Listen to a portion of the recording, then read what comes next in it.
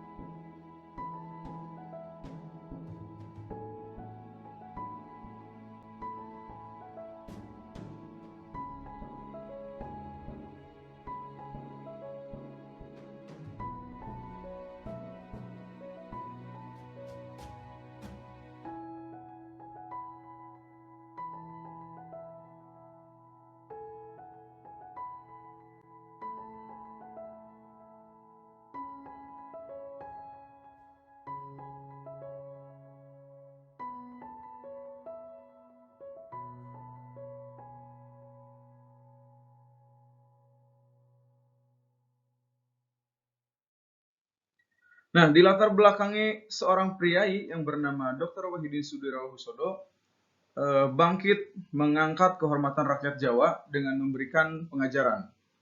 Nah, propaganda yang dijalankan oleh Dr. Wahidin tersebut disambut oleh Sutomo, seorang mahasiswa dari Stovia atau sekolah dokter Jawa yang sekarang menjadi Universitas Indonesia Fakultas Kedokteran. Nah, Sutomo beserta rekan-rekannya mendirikan organisasi Budi Utomo atau yang disingkat dengan BU di Jakarta pada 20 Mei 1908 atau tahun 1908. Bisa kalian baca ya di PowerPoint. Tujuannya adalah untuk membantu anak-anak Bumi Putra yang kekurangan dana. Selain itu juga Budi Utomo bergerak di bidang pendidikan. Oke, kita lanjutkan. Nah, kemudian di sini ada organisasi yang kedua ya. Tapi di slide ketiga gitu maksudnya. Oke, organisasi kedua di situ ada Sarekat Islam atau biasa disingkat SI. Pada awalnya merupakan perkumpulan bagi pedagang Islam yang didirikan pada akhir tahun 1911 di Solo. Pendirinya adalah Haji Samanhudi dengan nama semula Sarekat Dagang Islam atau SDI. Organisasi ini berjuang dengan kooperatif yang memiliki tujuan memajukan perdagangan Indonesia di bawah panji Islam gitu ya. Tujuan lainnya juga agar pedagang Islam dapat bersaing dengan pedagang Barat maupun Timur asing.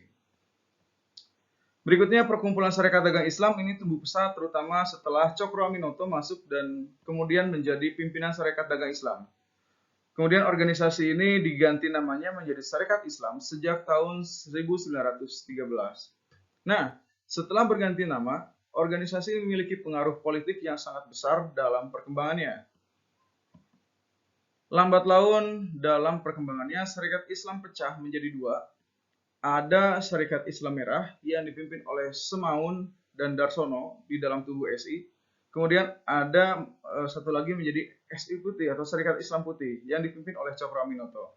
Hal ini diakibatkan adanya intervensi ISDV atau Indisch Social Democratische Vereniging yang didirikan oleh Henk Sneevelt atau Henk Sneevelt gitu ya. Nah, pada akhirnya SI Merah atau Serikat Islam Merah ini berasaskan komunis dan berganti nama menjadi PKI, Partai Komunis Indonesia. Oke, kita lanjutkan pembahasannya. Berikutnya ada organisasi yang ketiga di slide keempat gitu ya. Namanya Indisch Partis, merupakan organisasi campuran orang Indo dengan pribumi. Indisch Partis ini didirikan oleh Ernest Doesdecker yang dikenal juga dengan sebutan nama Setiabudi.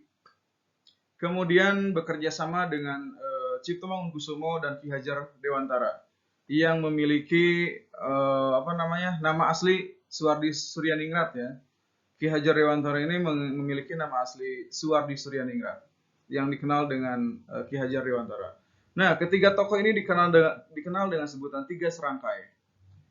Bapak sedikit menambahkan informasi bahwa ada dua nama Doesdecker gitu ya. Ada dua nama Doesdecker.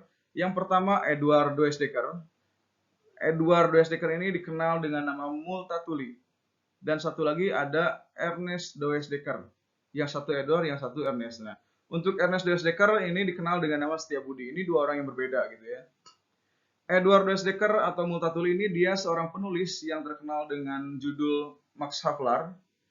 Nah, kemudian Edward atau Multatuli ini masih keluarga jauh dengan Ernest Doesdecker yang dikenal dengan sebutan nama Setiabudi. Jadi masih ada ikatan kekeluargaan gitu ya. Kemudian Edward atau Multatuli ini lahir di Amsterdam, Belanda, sedangkan Ernest Doesdecker atau Setiabudi lahir di Pasuruan, Jawa Timur dan meninggal di Bandung seperti itu gitu ya. Nah, berikutnya di situ ada karya Ki Hajar atau Suwardi Suryaningrat. Ya, karya, kita membahas karya, pernah mengkritik 100 tahun kemerdekaan Belanda atas Prancis. Dan beliau menulis atau membuat judul tulisan Als ik een Nederland was gitu ya, yang artinya kurang lebih artinya jika saya orang Belanda seperti itu. Tapi dengan tulisan seperti itulah, dengan judul seperti itulah sempat ditahan gitu ya, Suwardi Suryaningrat atau Ki Hajar ini. Kemudian corak pergerakan dari organisasi ini adalah radikal atau non-kooperatif. Lanjut ke organisasi berikutnya.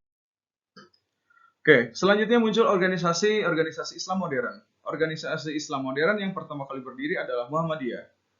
Berdiri di Yogyakarta tanggal 18 November tahun 1912, pendirinya adalah Kiai Haji Ahmad Dahlan, yang bertujuan untuk mengembangkan dan mengamalkan ajaran Islam. Itu tujuan awalnya gitu ya. Nah, untuk organisasi Islam modern berikutnya, di tengah ada gambar atau logo ya, Nahdlatul Ulama atau disingkat juga dengan NU. NU berdiri di Surabaya pada tanggal 31 Januari 1926. Ada tiga tokoh penting dalam proses pendirian organisasi ini. Tokoh-tokoh tersebut adalah Kiai Wahab sebagai pencetus ide.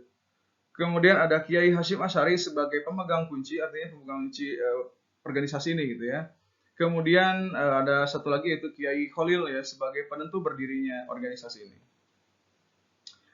Informasi tambahan yang perlu Bapak sampaikan, Kiai Hashim Asy'ari ini adalah ayah dari Kiai Haji Wahid Hasyim, seorang pahlawan nasional dan juga pernah menjabat sebagai Menteri Negara, sekaligus ayah dari Kiai Haji Abdurrahman Wahid atau yang lebih dikenal dengan Gus Dur.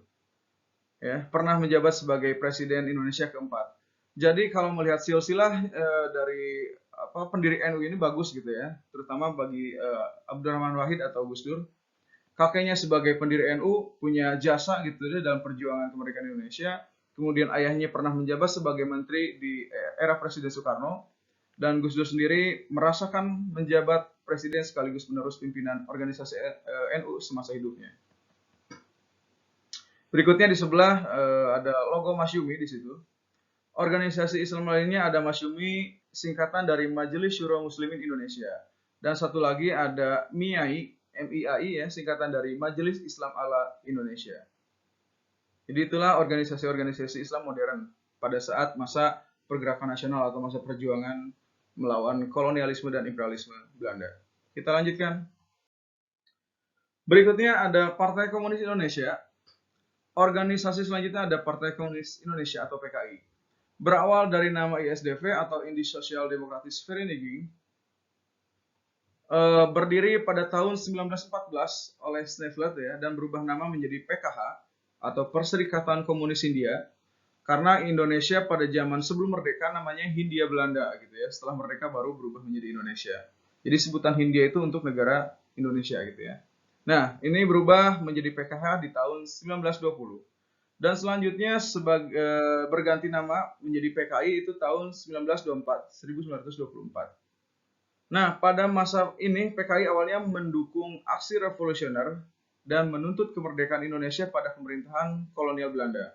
Dengan tokoh aktivisnya yang bernama Semaun dan Alimin, mereka berdua pernah masuk ke SI atau Syarikat Islam dan memunculkan Syarikat Islam Merah atau SI Merah gitu ya, yang akhirnya cikal bakal menjadi PKI juga gitu, tokoh-tokoh tersebut. Nah, di situ ada tokoh penggeraknya, ada Semaun, Alimin, dan ditambah Darsono. Itu tokoh dari Partai Komunis Indonesia pada awal masa pergerakan seperti itu. Bapak lanjutkan ke organisasi berikutnya. Nah, di sini ada PI atau kepanjangan dari Perhimpunan Indonesia.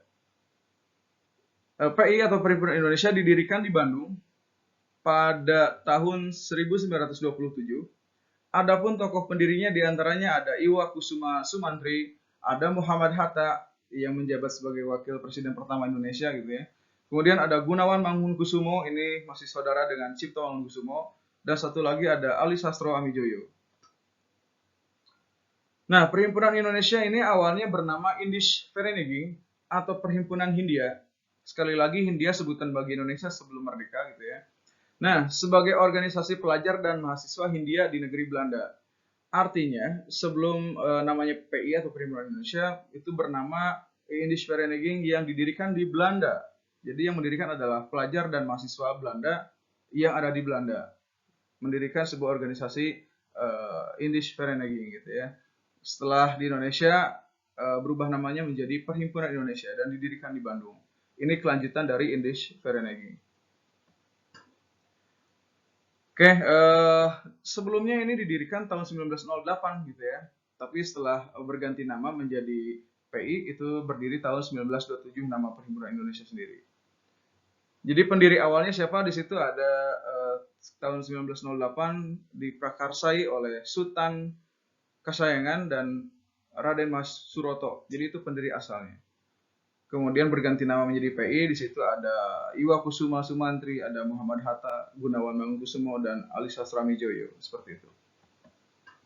Nah, untuk bentuk perlawanan atau bentuk pergerakan seperti apa, kalian bisa cari keterangan atau penjelasannya di sumber lain gitu ya. Silahkan nanti kalian cari. Oke, berikut ini organisasi terakhir Taman Siswa. Terakhir di slide ini gitu ya, ada organisasi Taman Siswa yang didirikan oleh Suwardi Suryaningrat. Tadi Bapak sudah sebutkan ya, Suwardi Suryaningrat lebih dikenal dengan Ki Hajar Dewantara.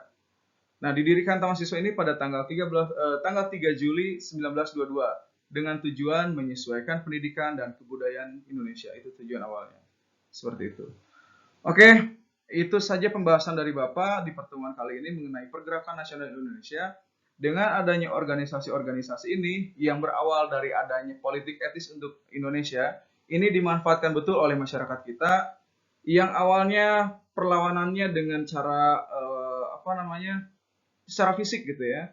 Dari tahun ke tahun bahkan ratusan tahun kita melawan Belanda dengan fisik, dengan perlawanan yang kasar, kita kalah gitu ya.